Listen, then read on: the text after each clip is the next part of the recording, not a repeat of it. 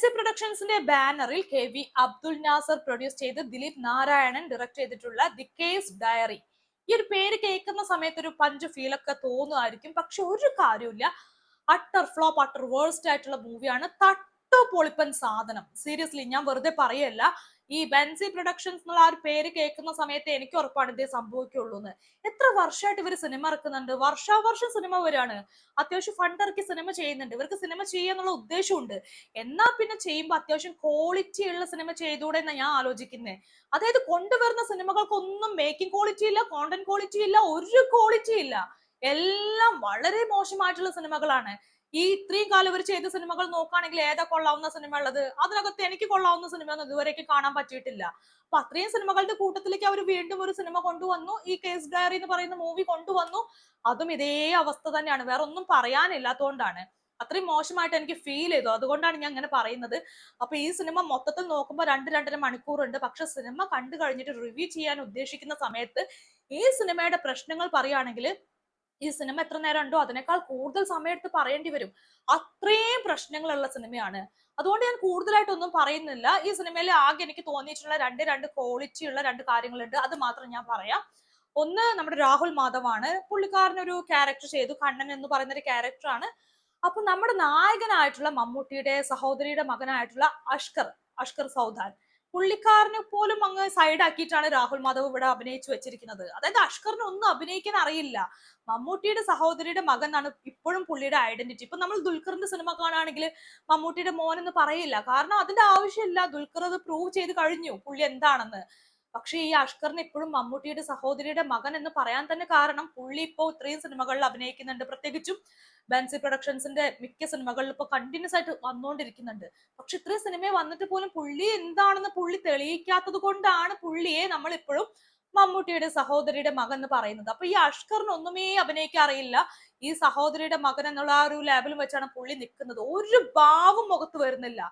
അതും ഡബിൾ റോളൊക്കെയാണ്, പക്ഷേ ഒരു കാര്യമില്ല. ഭയങ്കര നിർവികാരമായിട്ടുള്ള അവസ്ഥയാണ്. അപ്പൊ അതിന്റെ ഇടയിൽ പിന്നെയും പിടിച്ചു നിൽക്കാൻ പറ്റുന്നത് രാഹുൽ മാധവനാണ്. ഈ സിനിമ മൊത്തം നോക്കുകയാണെങ്കിൽ പോലും, ഇതിനകത്ത് വന്നിട്ടുള്ള മൊത്തം ആർട്ടിസ്റ്റുകൾ നോക്കുകയാണെങ്കിൽ പോലും കൂട്ടത്തിൽ നന്നായിട്ട് ചെയ്തിട്ടുള്ളത് രാഹുൽ മാധവാണ്. വേറെ ആരെയും എനിക്ക് ഫീൽ ചെയ്തിട്ടില്ല, നല്ലൊരു അഭിനയം തോന്നിയിട്ടില്ല. അപ്പൊ പുള്ളിയുടെ പെർഫോമൻസ് കൊള്ളാം. അപ്പൊ ഒരു ക്വാളിറ്റി ഇതാണ്. രണ്ടാമത്തത്, ഈ സിനിമയുടെ സെക്കൻഡ് ഹാഫില് ഒരു ഡാൻസ് ഒക്കെ വരുന്നുണ്ട്, ഒരു ഡാൻസ് സീക്വൻസ് ഒക്കെ വരുന്നുണ്ട്, സോങ് ഒക്കെ വരുന്നുണ്ട്. അപ്പൊ അതിനകത്ത് ആ ഒരു കൊറിയോഗ്രഫിയും കാര്യങ്ങളൊക്കെ കൊള്ളാം, വിഷ്വലൈസ് ചെയ്ത് വെച്ച രീതിയൊക്കെ കൊള്ളാം. അതെനിക്ക് ഇഷ്ടപ്പെട്ടു. അതായത് ഈ ഡാൻസ് കൊറിയോഗ്രാഫിയും കാര്യങ്ങളൊക്കെ വരുന്ന സമയത്ത് ആ ഭാഗം ഡയറക്റ്റ് ചെയ്യുക ഉറപ്പായിട്ടും ആ ഒരു ഡാൻസ് മാസ്റ്റർ ആയിരിക്കുമല്ലോ. അപ്പൊ ഈ സിനിമയിലും ആ ഡാൻസ് മാസ്റ്റർ ഈ ഭാഗം ഡയറക്റ്റ് ചെയ്ത് വന്നപ്പോൾ നമ്മുടെ യഥാർത്ഥ ഡയറക്ടർ ഒന്ന് മാറി നിൽക്കേണ്ടി വരും കുറച്ചു നേരത്തേക്ക്. ആ കുറച്ചു നേരത്തേക്ക് പുള്ളി മാറി നിന്നപ്പോഴേക്ക് ഇവർ നല്ല പക്കായിട്ട് നല്ല വൃത്തിക്ക് കാര്യം ചെയ്ത് പോയിട്ടുണ്ട്. അപ്പൊ അതും കൊള്ളാമെന്ന് തോന്നി. അല്ലാണ്ട് സിനിമയിൽ ഒന്നും എനിക്ക് ഓക്കെ ആയിട്ട് ഫീൽ ചെയ്തിട്ടില്ല. ഒന്നും അത്രയും ദയനീയമായിട്ടുള്ള അവസ്ഥയായിട്ട് ഫീൽ ചെയ്തു. പിന്നെ പ്രശ്നങ്ങളെ കുറിച്ച് പറയാൻ നിൽക്കുകയാണെങ്കിൽ ഒരുപാടുണ്ട്. ഞാൻ പറഞ്ഞില്ലേ, അവസാനിക്കില്ല, അത്രയും പ്രശ്നങ്ങൾ വരുന്നുണ്ട് സിനിമയ്ക്ക്. സോ അതിലേക്കും കൂടുതലായിട്ട് വരുന്നില്ല. കഥയ്ക്ക് പ്രത്യേകിച്ച് ഡെപ്ത് ഇല്ല, ഒരു കഴമ്പില്ലാത്ത കഥയാണ്. കുറെ അനാവശ്യമായിട്ടുള്ള ആക്ഷൻ കൊറിയോഗ്രഫി കാര്യങ്ങളൊക്കെ ചെയ്തു വെച്ചു, ലെങ്തി ആയിട്ട് ചെയ്തു വെച്ചു. ഇമോഷണൽ സംഭവങ്ങളൊന്നും നമുക്ക് കിട്ടുന്നേ ഇല്ല. അങ്ങനെ കുറെ പ്രശ്നങ്ങളുണ്ട്. പിന്നെ ഒരു ലോജിക്കും ഇല്ലാത്ത കുറെ കാര്യങ്ങൾ, അഭിനയിക്കാറാത്ത കുറെ ആൾക്കാർ. പിന്നെ നമ്മുടെ ബെൻസി പ്രൊഡക്ഷൻസിന്റെ ഒരു സാന്നിധ്യം അറിയിക്കാൻ വേണ്ടിയിട്ട് അക്ബർ ട്രാവൽസിന്റെ ആ ബസ്സൊക്കെ പലയിടത്തും കൊണ്ടുപോയി വെച്ചിട്ടുണ്ട്. അത്രയ്ക്കാ ഞാൻ നോക്കുമ്പോൾ കാണുന്നുള്ളൂ. ബാക്കിയൊക്കെ ഫുൾ നെഗറ്റീവായിട്ട് കിടക്കുകയാണ്. സോ അപ്പൊ എന്തായാലും ഈ സിനിമയിൽ ഒരുപാട് നെഗറ്റീവ്സ് ഉള്ളതുകൊണ്ട് അത് എടുത്തു പറഞ്ഞ സമയം കളയാൻ എനിക്ക് താല്പര്യമില്ലാത്തത് കൊണ്ടും സമയമില്ലാത്തത് കൊണ്ടും ഈ പറയുന്ന ഡയറക്ടറോടും ഇതുപോലെയുള്ള മറ്റു ഡയറക്ടേഴ്സിനോടും കൂടി ഒരു കാര്യം ഞാൻ പറയാണ്. മൊത്തത്തിൽ പറയാണ്, നിങ്ങൾക്ക് സിനിമ എടുക്കാൻ ആഗ്രഹം ഉണ്ടായിരിക്കും, നല്ല ആഗ്രഹം ഉണ്ടായിരിക്കും, എല്ലാവർക്കും ഉണ്ടായിരിക്കും. ഇപ്പൊ എന്റെ നാട്ടിൽ ഇറങ്ങി കഴിഞ്ഞാൽ നാട്ടിലെ പലർക്കും സിനിമ എടുക്കാൻ ആഗ്രഹം ഉണ്ടായിരിക്കും. ആഗ്രഹം ഉണ്ടാവുന്ന തെറ്റല്ല, ആഗ്രഹം ഉണ്ടാവണം, സ്വപ്നം ഉണ്ടാവണം, എല്ലാം ഉണ്ടാവണം. പക്ഷേ നിങ്ങൾക്ക് സിനിമ എടുക്കാനുള്ള കഴിവുണ്ടോ, നിങ്ങൾക്ക് സിനിമ എടുക്കാനുള്ള ഒരു നിലയിലേക്ക് നിങ്ങൾ എത്തിയിട്ടുണ്ടോ എന്നുള്ളത് കൂടി നിങ്ങൾ സ്വയം മനസ്സിലാക്കണം. അതായത് നിങ്ങൾ സിനിമ ഉണ്ടാക്കിയിട്ട് ഈ പ്രൊഡക്റ്റ് കൊണ്ടുപോയിട്ട് വിപണിയിലേക്കാണ് കൊണ്ടുപോകുന്നത്. വിപണിയിലേക്ക് വെക്കുകയാണല്ലോ, അവിടെ വന്നിട്ട് ആവശ്യക്കാർ പൈസ കൊടുത്ത് കാണുകയാണല്ലോ ചെയ്യുന്നത്. അപ്പൊ ഈ ആളുകളുടെ മുമ്പിലേക്ക് കൊണ്ടുപോയി വെക്കുന്ന സമയത്ത് നിങ്ങളുടെ ആഗ്രഹമല്ല ആളുകൾ അവിടെ നോക്കുക, നിങ്ങളുടെ കയ്യിലുള്ള കോണ്ടന്റ് എന്താണെന്നുള്ളതാണ് അവിടുത്തെ ഏറ്റവും വലിയ വിഷയം. അപ്പൊ നിങ്ങൾക്ക് ആഗ്രഹം ഉണ്ടെങ്കിൽ നിങ്ങളുടെ കയ്യിൽ കോണ്ടന്റ് കൂടി ഉണ്ടാക്കാനുള്ള ഒരു പ്രാപ്തി വേണം. അല്ലാണ്ട് സിനിമ എന്നുള്ള പേരിൽ കുറെ എന്തൊക്കെയോ എടുത്തു വെച്ചിട്ട് അത് സിനിമയാണെന്നും പറഞ്ഞ് ഇറക്കി കഴിഞ്ഞാൽ ആൾക്കാർ സ്വീകരിക്കണം എന്നില്ല.